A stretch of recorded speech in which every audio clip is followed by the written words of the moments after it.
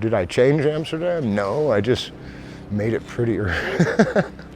I gave it a true love story that will always be here. Michelle will forget you, she forgets everyone, every month. Amsterdam never gonna forget my Michelle.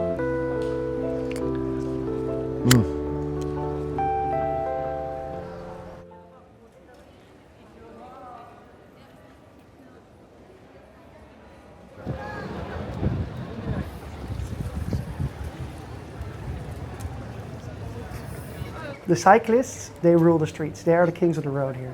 Especially if you're not on a bicycle, as a pedestrian, it doesn't matter if you have a crossing, you always just want to yield. I just want to be very aware where all the bicycles are and just wait and don't risk it, because not always a lot of patience and we just want to go, go, go.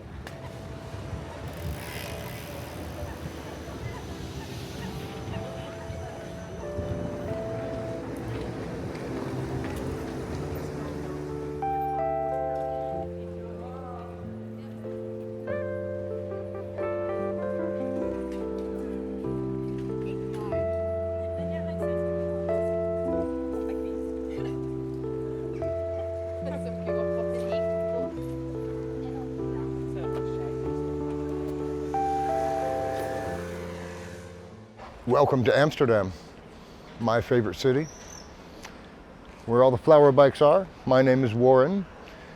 Most people know me as the Flowerbike Man. And here we are with my most famous flower bike. Pinky is her name. It was the first bike Michelle wanted here in Amsterdam when she got here from America. She said to me one day, Warren, it's getting too heavy, stop adding flowers. A friend of ours gave us a new bike.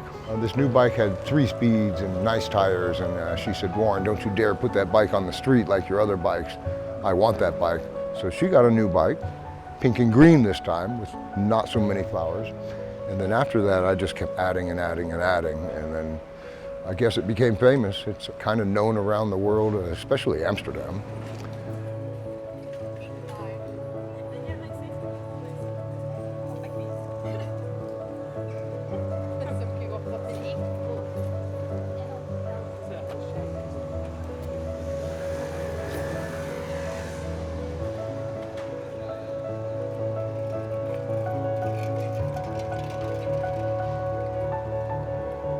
Flowerbike Man, they know me. Did you hear it? Flowerbike Man. But it's all about, you know, making sure she's happy and safe, and yeah, that's my job, is being a husband, a lover, a best friend. It's not easy for me in that sense, because yeah, as we're saying, I'm so famous, but does anybody know who Michelle is? Nobody's ever seen her. I love her like nothing I ever knew existed. So a year after our first date, we got married. And it's a love story, yeah. And we decided to come to Amsterdam on vacation, 10 days here and 10 days in Paris. At 8 days in, I'm sitting on the bench, smoking a joint. And she says, Warren, you know, it would be much better for us if we moved here than maybe I could get a technical job here, because you could smoke weed and ride your bicycle and be safe. Because I had been hit by cars in Florida. And so she said that. I canceled Paris. Never been there yet. Stayed in the same place and went home, started searching jobs for her. A Skype interview with TomTom, which is a GPS company. So she landed that job. That's when we sold everything and came here. And that's right when the epilepsy took it from her. She never actually took the job, because the epilepsy killed her twice here. She was in the hospital for 10 days. And then when she got out, she couldn't do a computer anymore. She thought she was going to get better, and she thought that she could go sign the papers, and she went up there and she came home without her bike a couple of times. And that's when I made her first bike. But we left after a couple of years. It didn't work out. And we went back to Tarpon Springs, Florida, right near her parents' house. And I thought she'd be okay. She can't remember her own neighborhood. She's driving down this one street. If she keeps turning right, she's supposed to go left, but no. She keeps turning right and then gets lost and has a seizure. The ambulances come. 14 times this happened. her getting lost around the city. Her brain is telling her to the beach like when she used to go as a kid. She owes, I think, $800,000 something in medical bills to ambulances and hospitals that took her. And she never consented to that, you have to understand. She was passed out and they take her there, do tests, and then send her home with a $35,000 bill. She's still having seizures at her parents' house, and the problem is when she wakes up, she thinks she has a job here. You know, there's another Adam Sandler movie, 50 First Dates. She forgets everything from the past, except for certain things. I don't know what it is. Can't figure it out. In Florida, this would happen in front of her parents, and bless them, they said, take her back to Amsterdam. And they miss her so dearly. They come every year. They're coming in 6 weeks. And they don't travel, they're old. They only come to see her. And they send her back here to live here, where she's illegal and has no chance of ever anything. There's no cure, there's nothing, but she's happy here.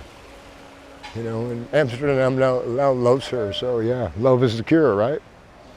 I'll say that over and over and over. But it started because of that, and her parents sent her back here with me 7 years ago. Yeah, I packed up 13 flower bikes, all our stuff, and yeah, we came back and started putting them on the bridges, and there's over 150 bikes now from people here that wanted a bike because they love the bikes and the story is beautiful. And now Amsterdam is known for flower bikes and my Michelle. Mooi fietsen, mooi bloemen. First words I learned, beautiful bike, beautiful flowers.